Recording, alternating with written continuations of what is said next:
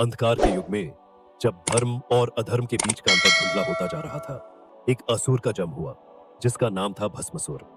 भस्मासुर हिरण्यकशिपु के वंश का एक प्रबल राक्षस था जो बल और तपस्या में नपार था, लेकिन उसका मन अधर्म की ओर झुकता था। अपने बल और बुद्धि के साथ उसने स्वयं को लोक के सबसे शक्तिशाली व्यक्ति के रूप में स्थापित करने की इच्छा की। भस्मासुर ने सोचा कि अगर उसे एक ऐसा वरदान मिल जाए जिससे कोई भी उसका सामना न कर सके, तो वह अपना आधिपत्य स्थापित कर लेगा।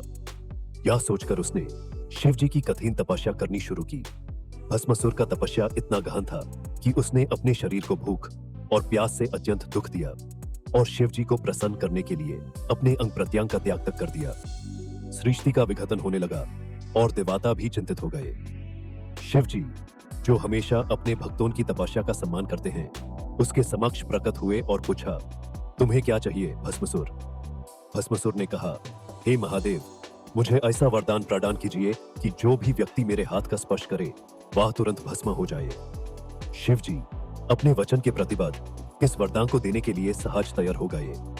वरदान मिलते ही भस्मासुर का अहंकार आसमान छूने लगा। अपने नए शक्ति का परीक्षण करने के इच्छुक उसने अपना पहला शिखर खुद शिव जी को बनाने का सोचा।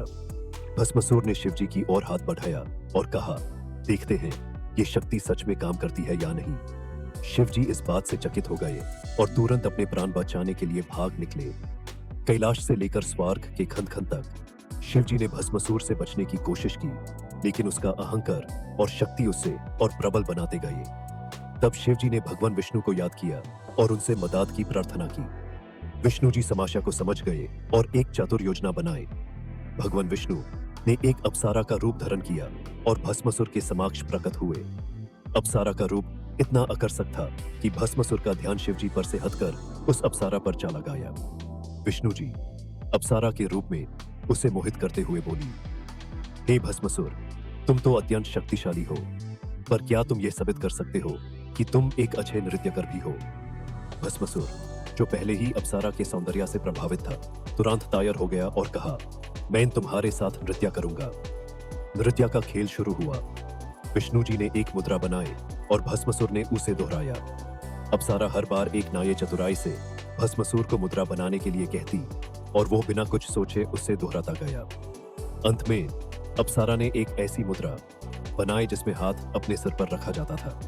भस्मासुर ने भी वो मुद्रा दोहरा दी और उसी क्षण अपने वरदान के प्रभाव से वह स्वयं ही भस्म हो गया। शिव जी इस विजय को देखकर प्रसन्न हुए और विष्णु जी को धन्यवाद दिया। यह कहानी यह शिक्षा देती है कि अधर्म और अहंकार का अंत हमेशा होता है, चाहे शक्ति कितनी भी हो। शिव जी और विष्णु जी की योजनाओं का सम्मिलित प्रयास धर्म की रक्षा का एक अद्भुत प्रमाण है।